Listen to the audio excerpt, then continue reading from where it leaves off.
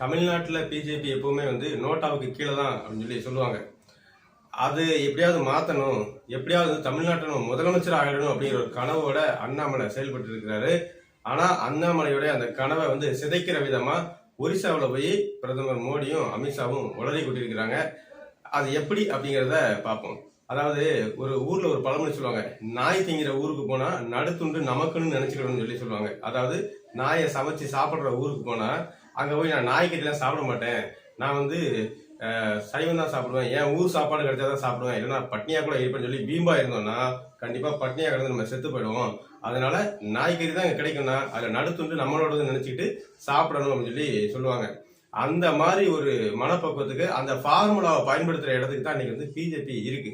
எப்படின்னா, எந்த மாநிலத்துக்கு போனாலும் சரி, இந்தியாவில் இருக்கக்கூடிய எந்த மாநிலத்துக்கு போனாலும் அந்த மாநிலத்துடைய கலாச்சாரம் என்ன, அந்த மாநிலத்தோட முக்கியமான இடங்கள் என்ன, அந்த மாநிலத்துடைய முக்கிய தலைவர்கள் யாரு, அவங்க யாரெல்லாம் இறந்து போனவங்க அப்படிங்கறதெல்லாம் தெரிஞ்சு வச்சுப்பாங்க. உடனே எல்லா மாநிலத்துடைய ட்ரெஸ்ஸும் வந்து ஒரு செட்டு அவங்களுடைய சூட்கேஸ்ல எப்பவும் இருக்கும். அந்த மாநிலத்துக்கு போறோமா அந்த ட்ரெஸ்ஸை போட்டுக்கிட்டு அந்த மாநிலத்துல போய் அந்த மாநிலத்தை பத்திய சிறப்புகளை கேட்டு தெரிஞ்சுக்கிட்டு அந்த ஊர் மேடையில போயிட்டு அந்த ஊருக்காரனாவே மாறிட வேண்டியது. இப்ப தமிழ்நாட்டுக்கு வந்தாங்கன்னா வேட்டி சட்டையை போட்டுட்டு இதர்கே உதர்கேன்னு பேசாம இங்க வந்து வணக்கம் அப்படி பேசுறாங்க இல்லையா, அந்த மாதிரி பேச வேண்டியது. அப்படி ஒரு ஃபார்முலாவை தான் ஒரு முறையும் கடைபிடிப்பாங்க. அப்படி ஒரு ஃபார்முலாவை கடைபிடிச்சுதான் இப்போ ஒரிசால போய் உளறி கொட்டி தமிழ்நாட்டுல அவங்களுடைய கட்சியை சீரவாக்குற வேலையை செஞ்சிருக்கிறாங்க. அது எப்படி அப்படிங்கிறதையும் அவங்க அங்க பேசுறதை வச்சு அவங்க கிட்ட சில கேள்விகள் கேட்க வேண்டிய தேவை இருக்கு. அதை பத்தி தான் இந்த காணொலியில பேச போறோம். ஏன்னா அது புலி, அது தமிழ் தான் பேசும், அது தமிழ்நாட்டு புலி, தமிழ் புலி.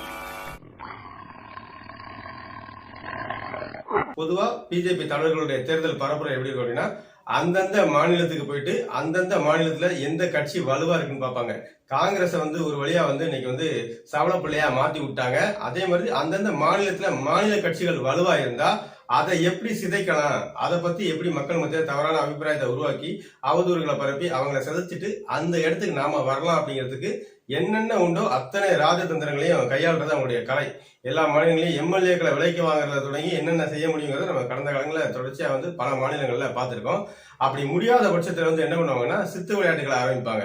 அப்படிப்பட்ட சித்து விளையாட்டுகளை இப்ப தமிழ்நாட்டில் எப்படி வந்து அம்மையார் ஜெயலலிதா மறைவுக்கு அப்புறமா வந்து எடப்பாடி அவர்களை கையில வச்சுட்டு ஆட்டம் காட்டினாங்களோ, இன்னைக்கு வந்து வழக்குகளை அமலாக்கத்துறை வச்சு இடி வச்சு எப்படி திமுக அரசாங்கத்தை ஆட்டம் காட்டிட்டு இருக்காங்களோ, அதே மாதிரி ஒரு ஆட்டத்தை வந்து ஒரிசால காட்ட முடியல. ஏன் காட்ட முடியல அப்படின்னா, அங்க உண்மையிலேயே வந்து நல்ல ஆட்சி நடந்துட்டு இருக்கு. அங்க திராவிட மாடலும் கிடையாது, குஜராத் மாடலும் கிடையாது, அங்க ஒரிசா மாடல்ல நல்ல ஆட்சி நடந்துட்டு இருக்கு. அதுக்கு தமிழ்நாட்டை சேர்ந்த மதுரையை சேர்ந்த ஒரு தமிழனும் காரணமா இருக்கிறாரு அப்படிங்கறதா பெருமைக்குரிய விஷயம்.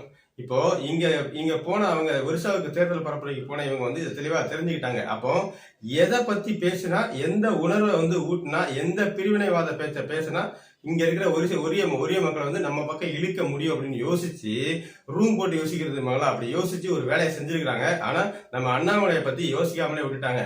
தமிழ்நாட்டுக்கு பாஜகவுக்கு தலைவரா இருக்கோம், கண்டிப்பா தமிழ்நாட்டுக்கு வரும், நம்ம முதலமைச்சர் ஆகணும்னு கனவோட இருக்கிறாங்க. ஆனா நான் ஏற்கனவே சொன்ன மாதிரி தமிழ்நாட்டுல வந்து நோட்டாவுக்கு கீழே தான் வந்து பிஜேபி இருக்கணும் அப்படின்னு அமித்ஷாவும் மோடி அவர்கள் விரும்பும் போது அண்ணாமலையுடைய கனவு கண்டிப்பா பலிக்க போறதில்லை அப்படிங்கிறது இங்க தெரிய வந்திருக்கு. அதாவது முதல்ல மோடி அவர்கள் பேசும்போது என்ன சொல்றாரு அப்படின்னா, ஒரிசால இருக்கக்கூடிய பூரி ஜெகநாதர் கோயிலுடைய கருவூலம் இருக்கு இல்லையா, அந்த கருவூலங்கள் வந்து பல விலை மதிப்புள்ள பொருட்கள்லாம் இருக்கு, தங்கம் வைரம் வைடூரியம் போன்ற பொருட்கள்லாம் இருக்கு. அந்த கருவூலத்துடைய சாவி வந்து பாத்தீங்கன்னா தமிழ்நாட்டுல இருக்கு அப்படின்னு சொல்லி சொல்றாரு. அதாவது கார்த்திகேய பாண்டியன் மூலமா திருடப்பட்டு தமிழ்நாட்டுக்கு போட்டு சொல்லி சொல்ல வர்றாரு. நான் கூட அதுல ஒரு கேள்வி கேட்கணும்னு நினைச்சேன். ஏப்பா அங்க திராவிட மாடல் ஆட்சி நடக்கல, குஜராத் மாடல் ஆட்சி நடக்கல, அப்புறம் எப்படி அங்க திருட்டு போச்சு அப்படிங்கிற ஒரு கேள்வி வரதான் செய்யுது. அதை பின்னாடி கேட்போம். அதுக்கடுத்து பேசின அமித்ஷா என்ன சொல்றாரு அப்படின்னா, ஒரிசா முதலமைச்சர் நவீன் பட்நாயக் வந்து தன்னுடைய அரசியல் வாரிசா கார்த்திகேய பாண்டியன் அப்படிங்கிற தமிழர் அறிவிச்சிருக்கிறாரு. அநேகமா இந்த கட்சியை நீங்க வெளில வச்சீங்க அப்படின்னா அடுத்த தேர்தலில் வந்து ஒரு தமிழன் தான் வந்து இந்த மண்ணுக்கு முதலமைச்சரா வருவான், கண்டிப்பா வந்து இந்த ஒரிய மக்கள்ல ஒருத்தர் வர முடியாது, அதனால வந்து நீங்க எங்களுக்கு வாக்கு செலுத்தணும், அந்தந்த மண்ணின் மகன் தான் அங்க ஆளணும்னு சொல்லி பேசியிருக்காங்க. ஷபாஸ், நம்ம இதான் எதிர்பார்த்தோம். ஒரே மண்ண ஒரே நாளனும் அதுல எந்த மாற்று கருத்தும் நமக்கு கிடையாது. ஆனா அதே நேரத்துல ஒரிசாவுடைய பூரி ஜெகநாதர் ஆலயத்துடைய சாவி வந்து தமிழ்நாட்டுல இருந்து இருக்குன்னு சொன்னாலே மோடி, அதுக்கும் சேர்த்த இந்த இடத்துல பதில் சொல்ல வேண்டிய தேவை இருக்கு. சரி, அந்த மண்ணை அவங்க ஆளட்டும், வச்சுக்கலாம், ஒன்னும் பிரச்சனை இல்லை. ஆனா பூரி ஜெகநாதர் கோயில் ஆலயத்துடைய கருவூலத்துடைய சாவி தமிழ்நாட்டில் இருக்கு நீங்க சொன்னது மாதிரியே அது இருக்கா இல்லையா அப்படிங்கிறது ரெண்டாவது பட்சம்.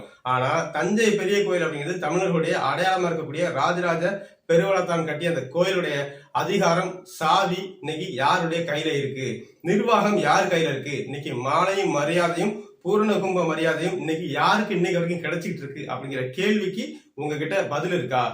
ஏன்னா அது அத்தனையும் மராட்டிய போஸ்லே அப்படிங்கிற அந்த வம்சாவளியை சார்ந்தவங்க தான் இன்னைக்கு கிடைச்சிட்டு இருக்கு. மராட்டியர்கள் எப்போ வெள்ளக்காரன் காலத்துக்கு முன்னாடி இங்க ஆட்சி செஞ்சாங்க, அந்த நேரத்துல தந்தையை தலைநகராக கொண்டு அவங்க ஆட்சி செஞ்சாங்க. அப்ப அந்த அதிகாரம் வந்து தமிழர்கள் கையை விட்டு மராட்டியர்கள் கைக்கு போச்சு. இன்னைக்கு வரைக்கும் வம்ச வழி தவறாம அவங்க கிட்டதான் அந்த முதல் மரியாதை போய் சேர்ந்துகிட்டு இருக்கு. அந்த கோயிலுடைய நிர்வாகம் எல்லாத்தையும் ஒரு மராட்டியன் கையில தான் இருக்கு.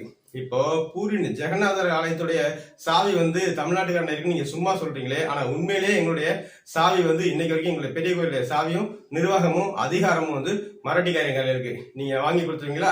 மோடி அமித்ஷா வாங்கி கொடுத்துருவீங்களா? அண்ணாமலை அதுக்காக பேசுவீங்களா?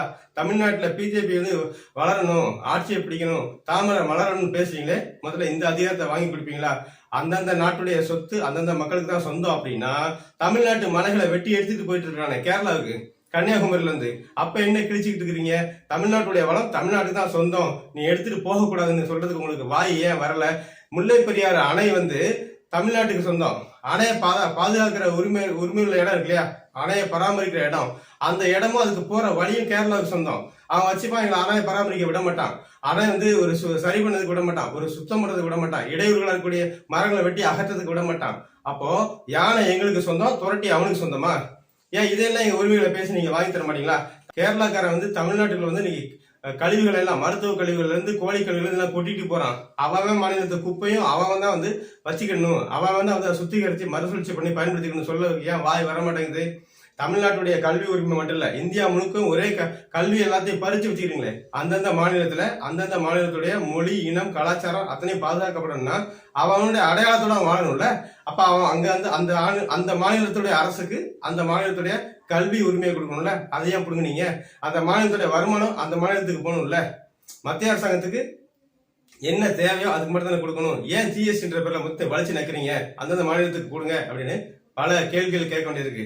அதாவது அப்படி பார்க்க போனா இன்னைக்கு ஒட்டுமொத்த இந்தியாவுடைய கட்டு சாவியும் வந்து குஜராத்திகள் கையில் இருக்கு. அதாவது 2 குஜராத்திகள் கையில் இருக்கு. இந்த இந்திய அரசாங்கத்துக்கு சொந்தமான, இந்திய மக்களுக்கு சொந்தமான எல்லா பொதுத்துறை நிறுவனங்களும் எல்லா இயற்கை வளங்களும் 2 குஜராத்திகளுக்கு விற்கப்பட்டு இருக்கு. மோடி அமித்ஷாங்க 2 குஜராத்திகள் கையில இந்த அதிகாரம் இருக்கு.